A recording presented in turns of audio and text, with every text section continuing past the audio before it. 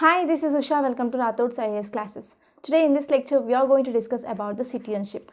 The citizenship, it is a chapter 6 in the Lakshmikant. Why this citizenship is very important concept. So if you see like any other modern state, India also contains the two important types of the people. The first one is citizens. Second group is aliens. The citizens are the full members of the Indian state and they owe allegiance to it. So these are the people which enjoy the political rights and also the civil rights to the full extent. And on the other hand, these aliens are the people of the foreign state, and these people are of two types. There are the mainly two categories of the aliens that are seen. That is the friendly aliens and the second one is enemy aliens. And these aliens or the people do not enjoy the civil and the political rights to the full extent. So if you see what is the difference between the friendly aliens and the enemy aliens. These friendly aliens are the subjects which are belonging to the countries which we have the cordial relations or the good or friendly relations with the other country. Whenever we have any friend relations with the other country and the people who are belonging to that country, they comes under this friendly aliens. If at all any subjects of the people who are belonging to the country with we have the warlike situations, then those people who are belonging to that country, they are the enemy people, enemy alien people. So these enemy alien do not enjoy the rights which are enjoyed by the friendly aliens as well. So in this context, this citizenship, it is very important, mainly regarding the fundamental rights or any other rights which are only given to the citizens of the India. If you are talking about the fundamental rights, there are some important like 15, 16, 29, 19, 29, 30, these are only available to the people of the India, that is the citizens of the India. They are not present for the foreigners. So in this context, this citizenship, it is very important. So when you are talking about the citizenship, we can be divided into two types. The first one is the constitution. That means the Article 5 to Article 11, which is mainly present in the part 2 of our Indian constitution. And the second one is citizenship Act of 1955. So our constitution, which is talking about the Article 5 to Article 11, they are mainly regarding the membership or the qualifications which are required for the citizens to become the members of the India, that is the citizens of the India, only when there is a commencement, that is on 26th January to 1950. So by this date, there is a commencement of the constitution is happening. So in this commencement of the constitution, what are the important qualifications that are required to get the citizenship? We have talked in these articles. But after that, if there is any necessary recommendations or the changes that to be made to the citizenship, it is talked in the Citizenship Act of 1955. So it talks about the acquisition of the citizenship and also the clarification or the removal of the citizenship. Everything it is talked in the Citizenship Act of 1955. So let us discuss all this in detail. So let's get started here. So first of all, why the citizenship is important? Mainly because our constitution confers the following rights and also the privileges which is only given to citizens of the India. They include the Article 15, already we discussed, that is Article 15, Article 16, Article 19, Article 29 and Article 30. These are only given to the citizens of the India but not the foreigners. So if you see the Article 15, it talks about right against discrimination on the grounds of religion, race, caste, sex or place of birth. It is the 15th one. And the 16th one, it is talking about the right to equality of the opportunity regarding the public employment. And Article 19 talking that there is a freedom of the speech, expression, assembly, association, movement, residence and the profession, which is talked in the Article 19. And Article 29 and Article 30 talks about the cultural and the educational rights. And if you see there are other privileges which are given to only the citizenship of citizens of the India, they include the first one is the right to vote. This right to vote in the elections of both the Lok Sabha and also the state legislative assembly, which is given only for the citizens of the India. And the next important one is the right to contest for the membership of the parliament and also the state legislature. The one of the important qualification that those candidates should possess is, the first important one is they should be a citizen of the India. And the next one is the eligibility to hold the public offices like president, like vice president, judges of the Supreme Court, judges of the High Court, governors of the state Attorney General of India, and Advocate General of India. These are eligible only, that is citizen of the India, but not the foreigners. And these are the some of the fundamental rights and also the privileges that are given to the citizens. And not only this, there are also some duties which should be followed by the citizens of the India. They include paying of the taxes, respecting the national flag and the national anthem, and defending the country, so on. These are the some of the duties which are owed to the citizens of the India. So let us see the constitutional provisions, in which part of the constitution they are talked about the citizenship. So if you see the articles, they are mainly 5 to 11, and the part 2 of our Indian constitution, which talks about the constitution or the citizenship which is present in the constitution. And if you see that these articles 5 to 11 and the part 2 of the Indian constitution, which talks about the temporary provisions, that is only for the commencement. So it does not talks about any permanent or the elaborate provisions in this regard. In this permanent and the elaborate provisions, they are talked in the Citizenship Act of 1955. So if you see the one important concept, that is it only identifies a person who become the citizens of the India at the commencement, that is on January 26, 1950. And it does not deal with the problem of acquisition and also the loss of the citizenship. And this problem of acquisition and also the loss of the citizenship again talked in the Citizenship Act of 1955. So if you see who will talk about this acquisition and the loss of the citizenship, it is talked in the Citizenship Act of 1955, but who has the power to make these changes? The entire power which is given to the central government, that is the parliament. It empowers the parliament to enact the law, mainly to provide such matters and also for the matters which are relating to the citizenship, like the acquisition and also the loss of the citizenship.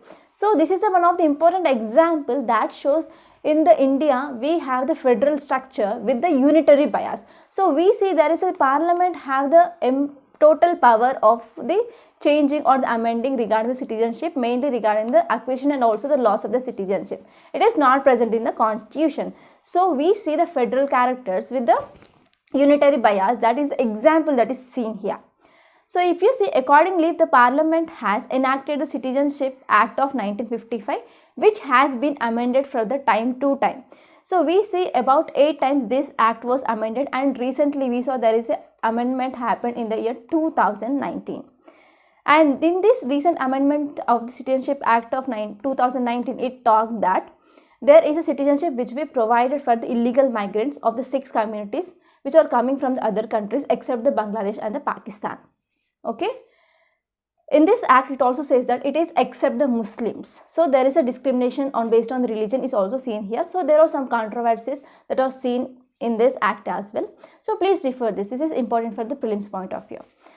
So let us see those articles in detail. So let us start with the Article 5 of the Constitution.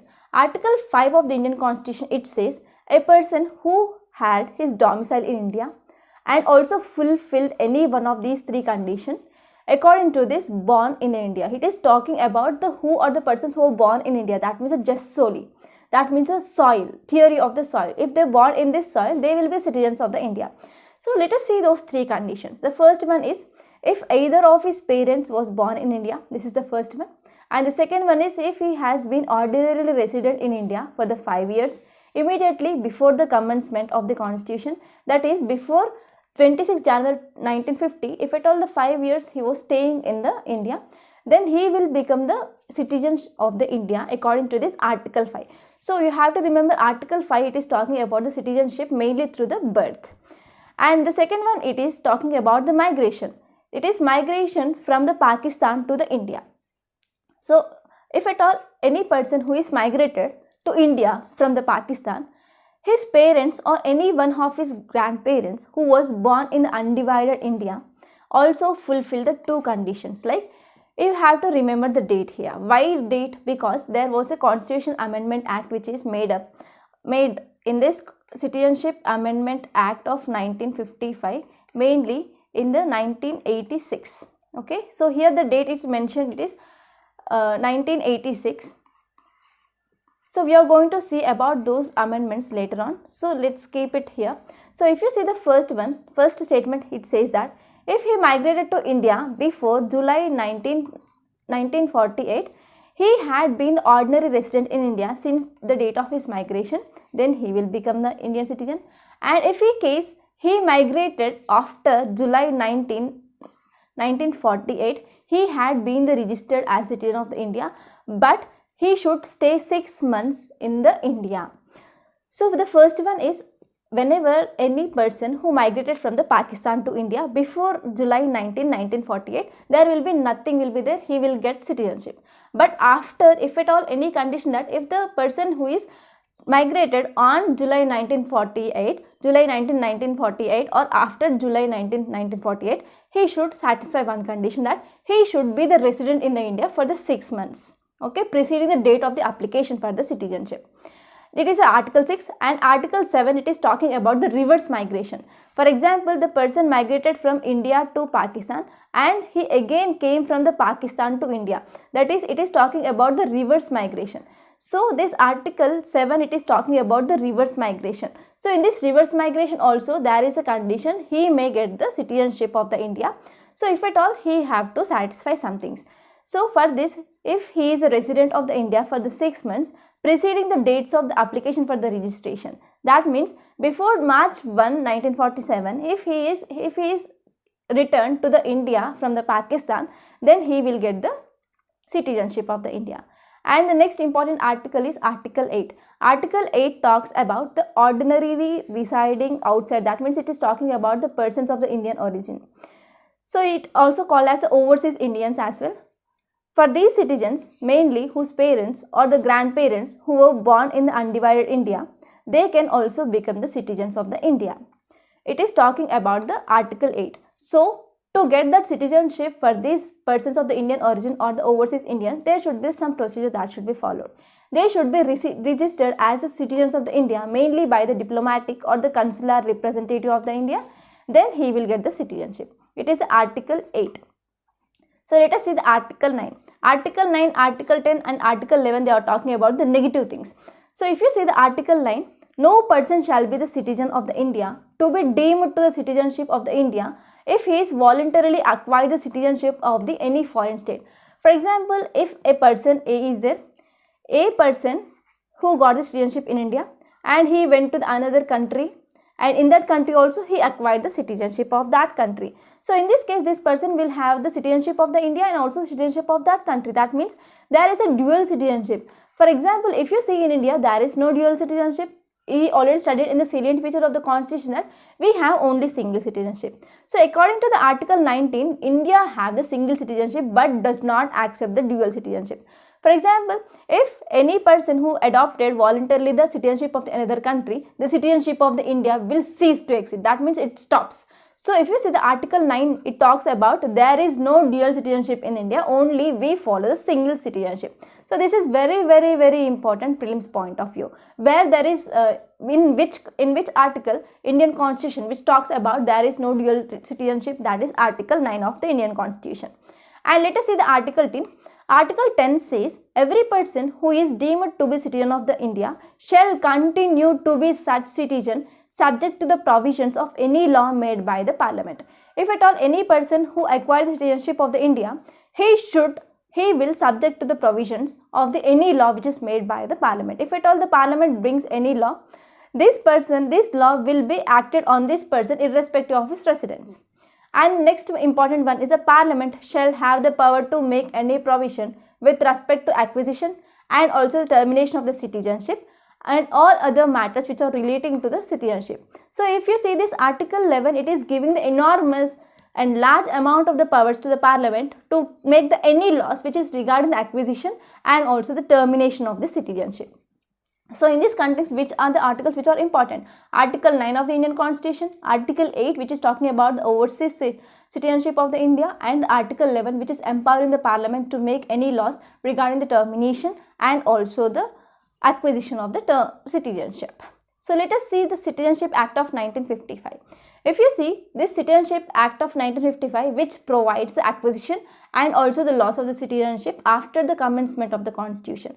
So till now there is 8 times there is amendment which is made to this act. So some of the important amendments that you should remember, that is the Amendment Act of 1986, Amendment Act of 1992 and also Amendment Act of 2003, Amendment Act of 2005.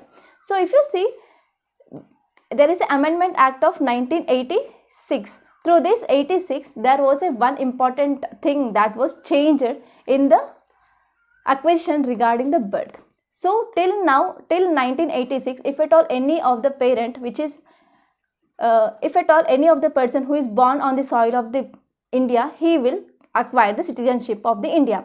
But after 1986, there was a problem that experienced by the Indians. They are the illegal migrants. These illegal migrants, they came from the Bangladesh and also the other boundary countries into the India, and the children of those illegal migrants are also start getting the citizenship. So to make this problem clear, they came up with this Amendment Act of 1986, and later on they came up with the Amendment Act of 1992. This is also very important. And next one, they came up with the 2003. In this 2003, they came up with the illegal migrants. So they gave the definition of this illegal migrants in this Citizenship Amendment Act of 2003, and 2005 gave the provision of the persons of Indian origins and also the overseas citizenship. Okay, overseas citizenship of the Indians. They came up with this Act of 2005. So these are the some important acts that we are going to discuss in the further lecture. Don't worry about that. So first of all, let us see this acquisition of the citizenship. So according to this Citizenship Act of 1955, it prescribes mainly 5 types of the acquiring the citizenship. They include by birth, by descent, by registration, by naturalization, by the incorporation of the territory. So let us see by birth. By birth, if at all any person who was born in India after January 26, 1950, but before the July 1st, 1987. So till this date, if at all any person, irrespective of the parent citizenship, that person will get the citizenship of the India. So this is the first thing that you should remember. So what happens if at all the persons will born in India after July 1st, 1987? So after July 1987, either of his parents, either father or mother, should be the Indian citizen. So it says mainly either of his parents. So after December 3, 2004, they considered as citizen only if both of their parents are the citizens of the India. The first one is before July 1st, 1987. Irrespective of the nationality of the parents, he will get the citizenship. But after July 1st, 1987 to the December 3rd, 2004, either of his parents, either mother or father. So after December 3, 2004, both of the parents, mother and also the father, should be the citizens of the India.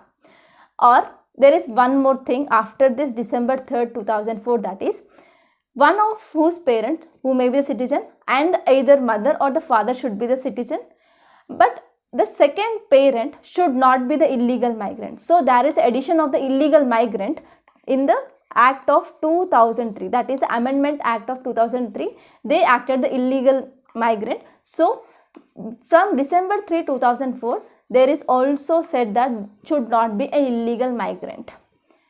So let us see the next important one, that is by birth. It is through the blood. So it is talking the date about December 10 and 1992. So if at all any citizen or any people who was born in the India mainly till December 10th, 1992, irrespective of the mother or father, he will get the citizenship of the India. But after this one, the father was a citizen of the India at the time of the birth. So what happened? He only talked about the father. Okay, we are seeing the discrimination here. The woman it is not taken into account here. So later on, what happened after December 10, 1992, they also considered that if either of his parents should be the citizenship of the India at the time of the birth, it may be the father or maybe the mother. So here they did some correction regarding the discrimination here. And later on, after December 3, 2004 onwards, they said that both the parents should be present in the India. But if the person who is born outside the India shall not be the citizen of the India by the descent. This says that the first important thing is you should remember the date here, December 10, 1992. So if you see, before the December 10, 1992, father should be a citizen of the India. to acquire the citizenship through the descent. And later on, after December 10, 1992 till December 3, 2004, both the parents, either the mother or either the father, should be the citizen of the India at the time of his birth. And it says that after December 3, 2004, if any person who is born outside the India, they shall not get the citizenship of the India by the descent. But there is a one also condition. Then through this condition, the citizenship can be acquired. So this condition is the birth should be registered at the Indian consulate within the 1 year of the date of the birth, or they can extend the date here mainly through the permission from the central government. So this is by the descent. The first important one is before December 10, 1992, the father should be the citizen, and after the December 10, 1992, either of his parents should be a citizen, and after December 3, 2004 onwards, if at all any person who is born outside the India will not get the citizenship of the India through the descent, but they can go for the registration through the Indian consulate within the 1 year. So this is about descent. I hope it is clear. And let us see the next one, that is by registration. Here the central government can give some certificates such that they can apply for the registration. If you see, whenever we want to acquire the citizenship mainly through the birth and the descent, it is very limited. So to increase the scope of this citizenship acquirement, the government came up with the next section in the Citizenship Act of 1955, that is the by registration. So this can be done by the central government. So let us see the qualifications that to be satisfied to get the citizenship of the India. The first one is a person of the Indian origin who is ordinarily resident in the India for the 7 years before making the application of that registration, then he will get the citizenship of the India. And the next one is a person of the Indian origin who is ordinarily resident in any other country or place outside the undivided India, then he also acquired this citizenship of India. And next important provision is a person who is married to a citizen of the India and he is the ordinary resident for the 7 years before applying for this, then he will also get the citizenship under the registration. And next one is the minor children of these persons, they will also get the citizenship.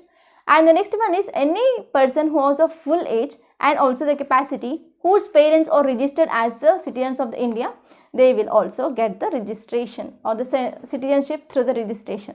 And next important provision is any person full of the age and also capacity who or either of his parents was earlier the citizens of the India, that is independent India, and he was ordinarily resident in the India for the 12 months immediately before making his application for registration, then he will also get the citizenship mainly through the registration.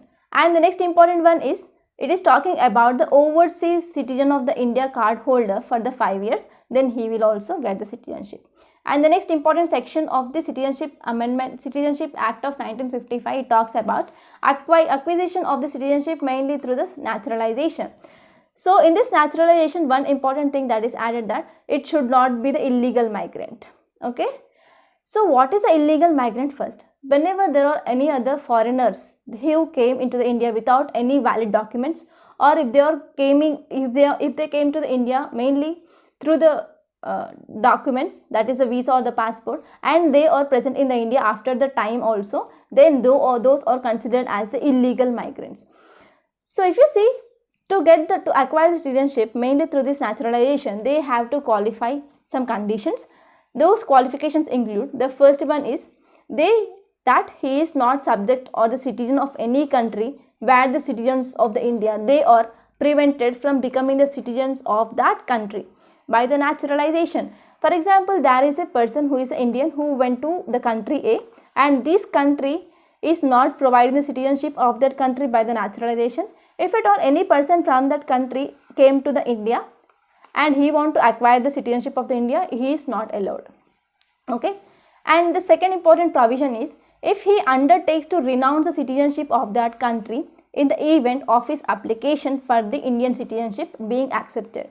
As we know, in India, dual citizenship, it is not allowed. If any person want to acquire the citizenship of the India, if at all he have the citizenship of the another country, he have to renounce it. Then only the Indian citizenship will be given.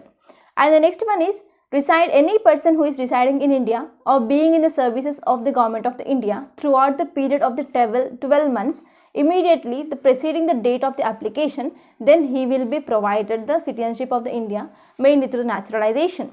And the next one is that during the 14 years immediately preceding the set period of the 12 months, and in this 14 years, if at all the 11 years that person spent in the India, then he will also acquire the citizenship of the India. And next important qualification is he is of good character. And the next one is that he has an adequate knowledge of any language of the 8th schedule of the constitution, then he will get the citizenship. And next one is the government of India may waive all or any of the above conditions for the naturalization. Here you can see entire power it is given to the Parliament of the India. So here we see the Parliament have the more powers to make any changes regarding the acquisition of the citizenship. And let us see the next important one, by the incorporation of the territory. For example, if we take there is any foreign territory which is taken into the India. For example, we take the case of Pondicherry, and we can take the case of the Sikkim. So these are the foreign territories, correct? In the Pondicherry was under the control of the French, and it was a princely state, and it became the associate state, and later on with the 36th Constitutional Amendment Act, the statehood which is given to the Sikkim. So in this way, whenever we are taking the foreign territory, then the people who are present in this area, they will acquire the citizenship of the India. So this is about by incorporation of the territory. And next one is the special provisions as to citizenship of the persons which are covered by the Assam Accord. So this is the important thing.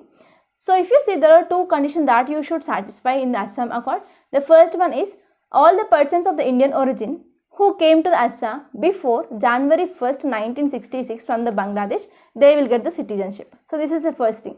And the second one is if at all the people who entered the Assam after the January 1st, 1966 and before the March 1971. Why there is a 1971? Because we have the Indo-Pakistan war in the 1971 and the liberation of the Bangladesh that is seen in this year.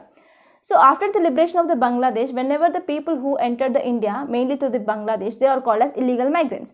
So the people who entered the India between this time period 1966 to the 1971 and who as the ordinary resident in Assam, since his date of entry into the Assam, they have been detected as a foreigner and they have the chance to register himself.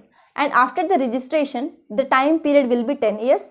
Until the 10 years, he will enjoy the rights as similar as it of the citizen of the India, but they do not have any right to vote. So let us talk about the loss of the citizenship. The loss of the citizenship mainly talked in this Citizenship Act of 1955 in the three ways. The first one is renunciation, second one is termination, and the third one is by deprivation, RTD. Okay. So first of all, let us see about renunciation. If any citizen of the India of full age and capacity can make a declaration renouncing his Indian citizenship, then his citizenship will stops. And next one is termination. And in this termination, if at all any Indian citizen who voluntarily acquires the citizenship of the another country, then his Indian citizenship will automatically terminate. And the next one is deprivation. Deprivation is done by the central government. Okay. So to understand this, I will give you a small example. Let me take the example of a school here. If a child is there, a child went to the school principal and he said that I don't want to study in your school. This is called as renunciation. Mainly they can make by the declaration by himself. And the second thing, that whenever there is a school here, this person is going to the another school. He took the admission in the another school such that the admission in this school will be automatically stops. So whenever he go voluntarily to take the admission in another school, the school admission which is present before, that will be stops. So this is called as the termination.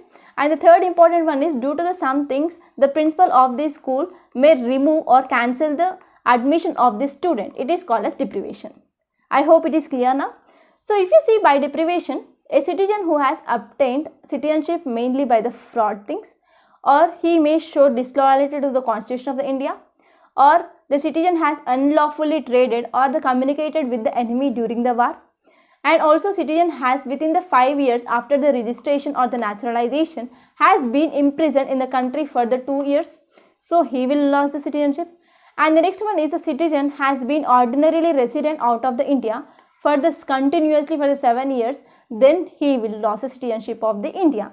So these are the three important things we are talking about in the loss of the citizenship. So let us talk about the single citizenship. If you see the Indian constitution have the federal things, federal features, and envisages the dual polity. That means at the central level we have the central government and the state level we have the state government, but it provides only single citizenship but not dual citizenship.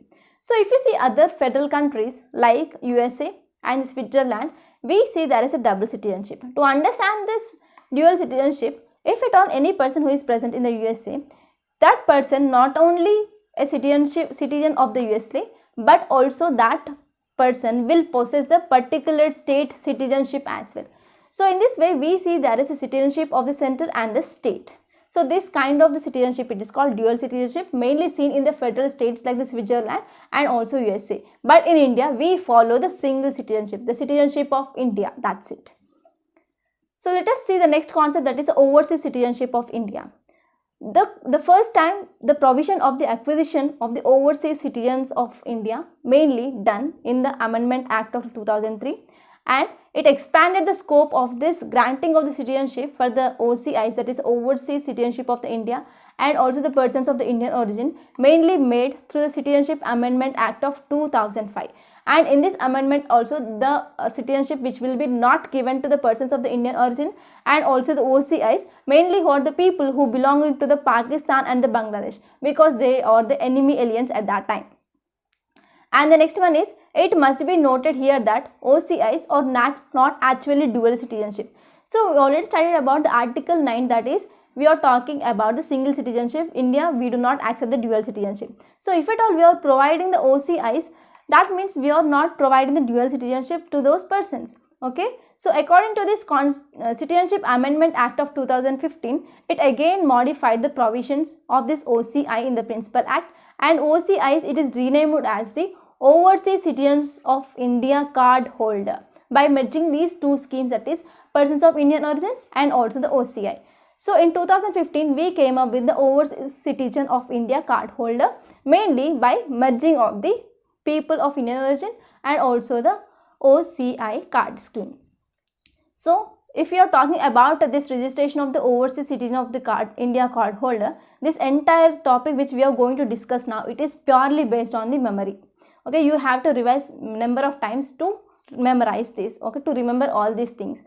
So if you see regarding this registration of the overseas citizen of the Indian card holder, the first important provision is, if at all any person who of the full age and on the capacity, and they should satisfy some qualifications of the conditions, they include who is a citizen of the another country but was a citizen of the India at the time of the commencement of our Indian Constitution, before or after, then he will get the citizenship of the India. And the next important one is, who is a citizen of the another country but eligible to become the citizen of the India at the time of the commencement of the Constitution according to the Article 5 to Article 11. So then that person will eligible to get the citizenship under this OCIC. And the next one is, who is a citizen of the another country but belonging to the territory that become the part of the India after 15th August 1947, then that person will have the eligibility to get the OCIC. And the next one is the childs or the grandchilds or the great grandchilds of that such persons. And the next one is, who is a minor child of the person, and he will also get the citizenship. And the next one is, any person who is a minor child but whose both the parents are the citizens of the India, or the one of the parents who are the citizens of the India, then he will get the OCIC.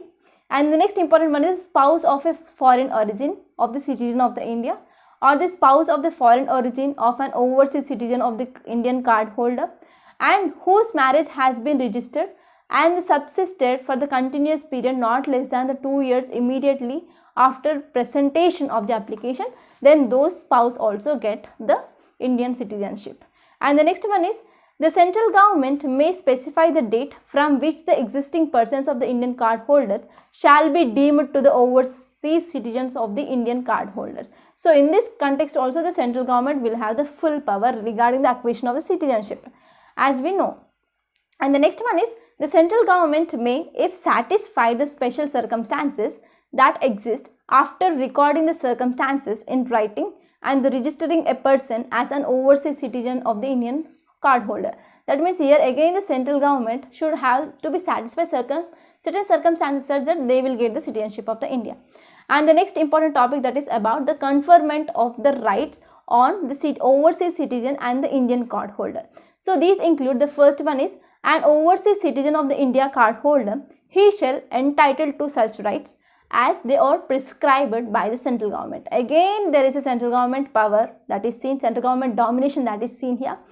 And the second one is, as the overseas citizen of the India card holder, they shall not be entitled to the following rights. So this is important regarding the prelims point of view. So please focus here.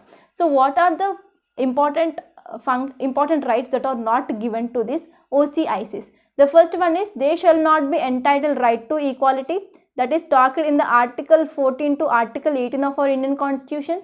And also whenever we are talking about this right to equality in the mainly in the public employment, and also this public employment which is talked in the Article 16 of our Indian Constitution.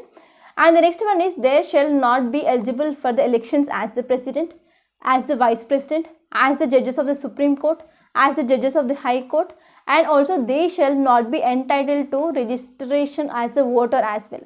And the next one is, they shall not be eligible for the member of the houses of the people or the council of the states, that means the Lok Sabha or the Rajya Sabha.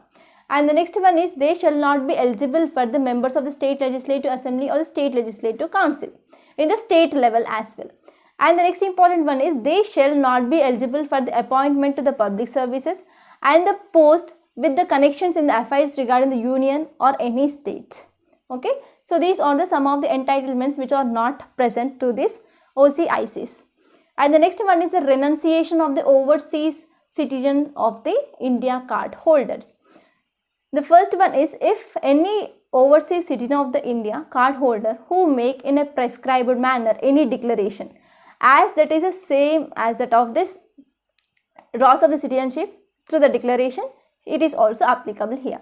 So when there is a declaration shall be registered by the central government, upon this registration by central government, the citizenship will stops to exist or the cease to exist. And the next one is, where a person ceases to be an overseas citizen of the Indian card holder, the spouse of that person and also the minor children of that person will stops, or this scheme will stop to those as well. So if you see, next one is the cancellation of the registration as the overseas citizen of the Indian card holder. So let us see about the cancellation, which will be done mainly by the central government.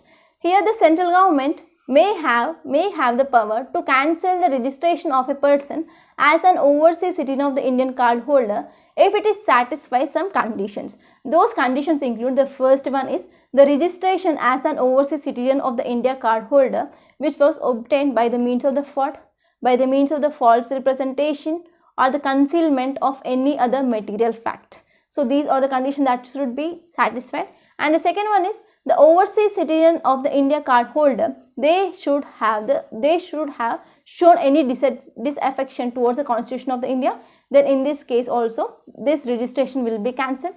And the next one is, the overseas citizens of the India card holder has during any war or in which India may be engaged in the unlawfully trading or the communicating with the enemy country, then in this condition it will be stopped, citizenship will be stopped.